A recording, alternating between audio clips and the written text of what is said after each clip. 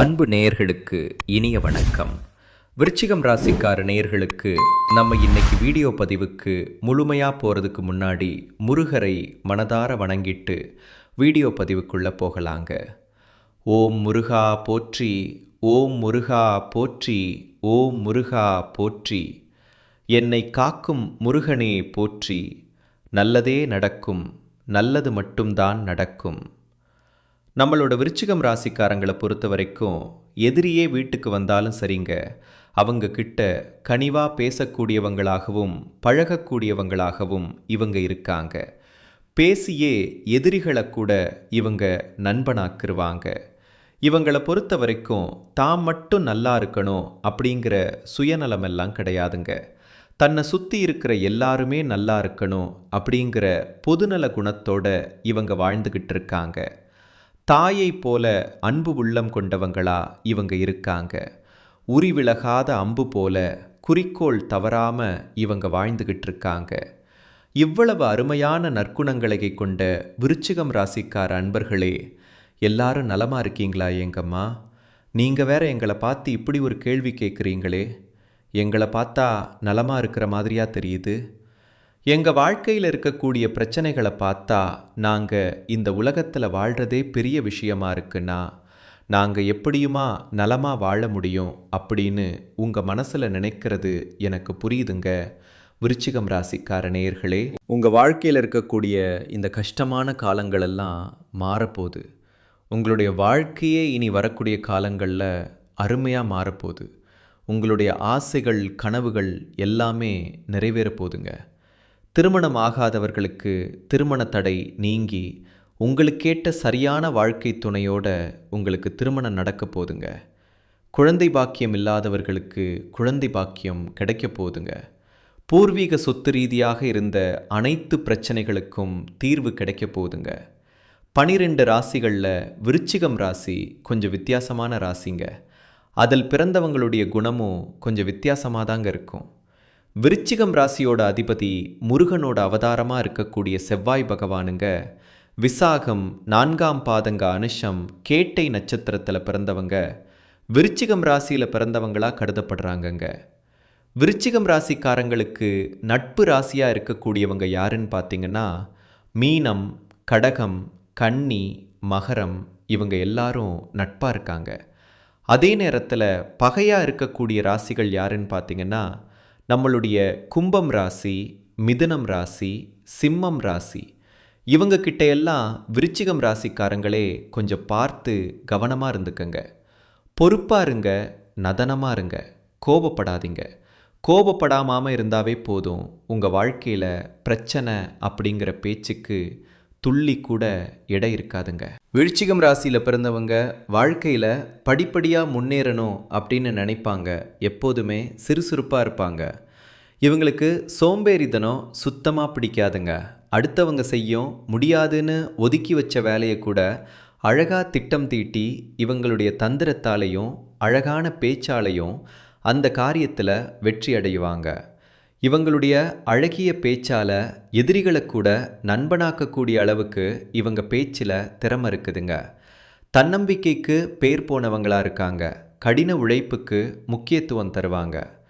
நம்ம இன்னைக்கு இந்த வீடியோ பதிவில் 2026ஆம் ஆண்டு நம்மளோட விருச்சிகம் ராசிக்காரர்களுக்கு எப்படி அமைஞ்சிருக்கு அப்படிங்கிறத பற்றி விரிவாக பார்த்து தெரிஞ்சுக்கலாங்க. பொதுவாக புத்தாண்டு பிறக்கும்போது எல்லோருக்கும் ஒரு மகிழ்ச்சி இருக்கும். இந்த ஆண்டாவது ஒரு நல்ல திருப்பம் வந்து சாதகமான பலன் கிடைத்து முன்னேற மாட்டோமோ என்று ஒவ்வொருவரும் நினைப்பாங்க. இந்த ஆண்டு லாட் யோகம் இருக்கிறதா என்று தெரிந்து கொள்ள ஆர்வமாக இருப்பாங்க. விருச்சிகம் ராசியில் பிறந்தவங்க 10 பிறவியில் அனுபவிக்க வேண்டிய கஷ்டத்தை 10-20 வருஷத்தில் அனுபவிக்கிறாங்க. 63 நாயன்மார்கள் வழிபாட்ட செவ்வாய்க்கிழமை மாலை வேளையில் செய்தால் மகான்களின் ஆசீர்வாதத்தால் உங்களுடைய கஷ்டங்கள் நிச்சயமாக குறையுங்க. விருச்சிகம் ராசிக்கு காலசக்கரத்தின் 8ஆம் இடம் என்பதால் இயற்கையிலேயே கசத்து வலி வேதனை இருக்கும். இந்த ராசியில் பிறந்தவங்க மின்னல் வேகத்தில் திட்டம் போடுவாங்க. அறிவில் சிறந்தவர்களாக இருப்பாங்க. 2026ஆம் ஆண்டு விருச்சிகம் ராசிக்கு தனஸ்தாதிபதியான குரு பகவான் 2ஆம் இடமான கடகம் ராசியில் உச்சமடைகிறார். ராசிக்கு 5ஆம் வீட்டில் சனி பகவான், 4ஆம் வீட்டில் ராகு பகவான், 10ஆம் வீட்டில் கேது பகவான் இருக்கிறார்கள்.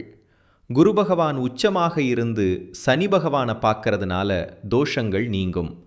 பரீட்சையில் தோற்றவர்களுக்கு வேலை கிடைக்கும், செல்வம் பெருகும், ஆன்மீக எண்ணம் மேலோங்கும். விருச்சிகம் ராசிக்கு குரு 9ஆவது வீட்டில் சஞ்சரிக்கிறதுனால சமூக ரீதியான முன்னேற்றங்கள் உண்டாகும். இது அதிர்ஷ்ட வீடு என்று பெயருங்க. 2ஆம் இடம் தனம், வாக்கு, குடும்பம், பொருளாதாரம், சம்பாத்தியம் ஆகியவற்றை குறிக்குதுங்க.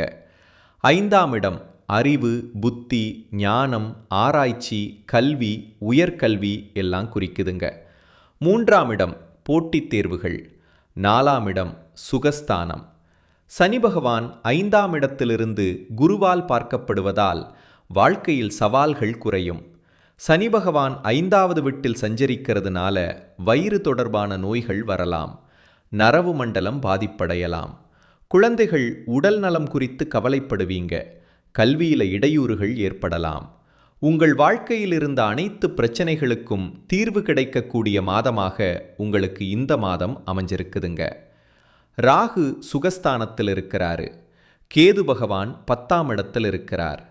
இதனால மனக்கவலைகள் நீங்கி பிரச்சனைகளுக்கு தீர்வு கிடைக்கும். உங்களுடைய தொழிலெல்லாம் வளர்ச்சி அடையும். அதுவரை தொழில் தேக்க நிலையில் இருக்குங்க. குரு பகவான் 9ஆம் இடத்துல சஞ்சரிக்கும் போது நல்ல விஷயங்கள் நடக்குங்க. அது வரைக்கும் மட்டும்தாங்க நீங்கள் கொஞ்சம் பொறுமையாக இருக்கணும், பொறுப்பாக இருக்கணும். உத்தியோகத்தில் பதவி உயர்வு கிடைக்கும், விரும்பி இடமாற்றம் உங்களுக்கு கிடைக்கும். பூர்வீக சொத்து சம்பந்தமான வழக்குகள் சாதகமாக முடியும். கடன்களை கட்டுக்குள் கொண்டு வர வேண்டுங்க. சேமிப்பு உயரும். வீடு மனை வாங்கும் யோகம் அமையும். பழைய வீட்டை இடித்து திருத்த வாய்ப்புகள் உண்டாகும். குடும்பத்தில் இருந்த குழப்பங்கள் நீங்கி மன சந்தோஷம் உண்டாகும். கணவன் மனைவிக்கிடையே இருந்த கசப்புகள் நீங்கும். திருமணமாகாதவர்களுக்கு திருமணம் கைகூடும், ஆரோக்கியம் மேம்படும். நாள்பட்ட நோய்கள் குணமாகும், மன வலிமை அதிகரிக்கும். சரியான நேரத்துக்கு சாப்பிட்டு தூங்கினா உடல் நலம் நல்லா இருக்கும். செவ்வாய் பகவானை வணங்கினா நல்லது நடக்கும். செவ்வாய்க்கிழமைகளில் முருகனுக்கு கரும்புச்சாறு அபிஷேகம் செய்தா வெற்றி கிடைக்கும். கால பைரவரை வணங்கினா தடைகள் நீங்கும். திருச்செந்தூர் சுப்பிரமணிய சுவாமி, சென்னிமலை முருகன், நாகம்மன் கோவிலுக்கு சென்று தரிசனம் செய்யுங்க. உங்கள் வாழ்க்கையில் இருக்கக்கூடிய அனைத்து கவலைகளும் காணல் நீராக கரைஞ்சு போயிருங்க. விநாயகருக்கு அவ்வல் வைத்து பூஜை பண்ணுங்க. கந்த சஷ்டி கவசம் சொல்லுங்க. உங்கள் வாழ்க்கையில் இருக்கக்கூடிய அனைத்து துன்பங்களும் காணாமல் போயிடும். உங்களுடைய எண்ணம் போல உங்கள் வாழ்க்கையில் நல்லது மட்டும்தாங்க நடக்கும். கெட்டது அப்படிங்கிற பேச்சுக்கள் எல்லாம் தொழி கூட இடம் கிடையாதுங்க. இந்த உலகத்தில் யாருங்க கோடீஸ்வரன்? கோடி கோடியாக பணம் வச்சுருக்கிறவங்களா? பிடிச்ச உணவுகளை சாப்பிட்றவங்களா? பிடிச்ச உறவுகள் கிட்ட பேசுகிறவங்களா? இதில் யாருமே கோடீஸ்வரன் கிடையாதுங்க. யார் ஒருத்தவங்க நோய் நொடி இல்லாமல், மனக்கவலை இல்லாமல் நிம்மதியாக தூங்குறாங்களோ அவங்க தாங்க இந்த உலகத்திலேயே சிறந்த கோடீஸ்வரன். அப்பேற்பட்ட கோடீஸ்வரன் ஆகக்கூடிய யோகம் உங்களுக்கு இந்த மாதம் அமைஞ்சிருக்குதுங்க. உங்கள் வாழ்க்கையில் இனி வரக்கூடிய காலங்களில் கவலை, கண்ணீர் அப்படிங்கிற பேச்சுக்கெல்லாம் துளி கூட இடம் கிடையாதுங்க. இது நாள் வரைக்கும் உங்களுடைய மனசில் இருந்த மனக்கவலைகள் எல்லாம் இனி வரக்கூடிய காலங்களில் காணாமல் போக போகுதுங்க. நீங்கள் சந்தோஷமான, ஆரோக்கியமான வாழ்க்கையை இனி வரக்கூடிய காலங்களில் வாழ போகிறீங்க. உங்கள் வாழ்க்கையில் சந்தோஷம் நிலச்சிருக்க போகுதுங்க. நம்மளுடைய விருச்சிகம் ராசிக்காரங்க எதையும் ஆழமாக சிந்தித்து செயல்படுவாங்க. மன வலிமை அதிகம் கொண்டவங்கெல்லாம் இவங்க இருக்காங்க. ஒரு விஷயத்தை செய்ய முடிவு செஞ்சிட்டா அதில் தீவிரமாக இருப்பாங்க. ரகசியத்தை காப்பதில் வல்லவராக இவங்க இருப்பாங்க. தெய்வத்தை நம்புவாங்க. மற்றவங்களை எளிதில் நம்பி ஏமாந்து போயிடுவாங்க. விருச்சிகம் ராசிக்காரர்களுக்கு இந்த மாதம் ஏற்படக்கூடிய குரு பெயர்ச்சி பலவிதமான நன்மைகளை உண்டாக்க போகுதுங்க. தொட்ட காரியங்கள் எல்லாமே வெற்றி பெற போகுதுங்க. பிரிந்த தம்பதிகள் ஒன்று சேர போகிற குழந்தை பாக்கியம் இல்லாதவர்களுக்கு குழந்தை பாக்கியம் கிடைக்க போகுது. வேலை இல்லாதவர்களுக்கு நல்ல வேலை கிடைக்க போகுதுங்க. வியாபாரம் அமோகமாக இருக்க போகுது. புதிய ஒப்பந்தங்கள் கையெழுத்தாக போகுதுங்க. குரு பகவான் ராசியை பார்க்கறதுனால அழகு, இளமை எல்லாம் கூடும். தன்னம்பிக்கை, தைரியத்துடன் வளம் வர போறீங்க. முயற்சிகள் வெற்றியாகுங்க. உங்களுடைய ஆசைகள் நிறைவேறும். இளைய உடன்பிறப்புகள் மூலம் உங்கள் வாழ்க்கையில் நன்மைகள் உண்டாகும். குழந்தைகள் வழியில் மகிழ்ச்சி உண்டாகும். பிள்ளைகளின் திருமண விஷயங்கள் சாதகமாக முடியும். மேற்படிப்புக்காக வெளிநாடு செல்ல விரும்பும் குழந்தைகளுக்கு அதற்கான வசதிகள் கிடைக்குங்க. உங்களுடைய வாழ்க்கையில் இதுநாள் வரைக்கும் இருந்த அனைத்து பிரச்சனைகளுக்கும் தீர்வுகள் கிடைக்கக்கூடிய மாதமாக உங்களுக்கு இந்த மாதம் அமைஞ்சிருக்குதுங்க. குலதெய்வம் எங்கேயோ இருக்குது, என்னமோ இருக்குது அப்படின்னெல்லாம் இங்கே நினைக்க வேண்டாங்க. நீங்கள் எங்கே இருந்தாலும் ஒரு தீபம் ஏற்றி வச்சு அந்த தீப ஒளியில் தெய்வங்கள் இருக்கிறாங்க அப்படின்னு நினச்சி வழிபாடு செய்யுங்க.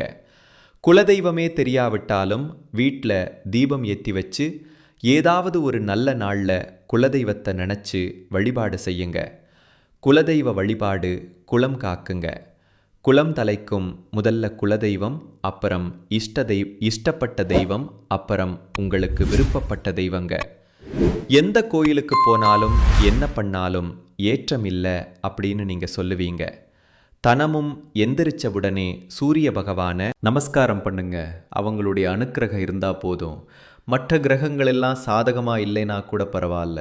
அந்த சூரியனுடைய பிரகாசம் உங்கள் வாழ்க்கையவே பிரகாசமாக மாற்றிருங்க. அந்த வெளிச்சம் உங்களை வந்து சேருங்க. உங்கள் வாழ்க்கையில் இருக்கக்கூடிய கண்ணீரெல்லாம் கரைஞ்சு போயிருங்க. நல்லதே நடக்கும். நல்லது மட்டும்தான் நடக்கும். நன்றி, வணக்கம்.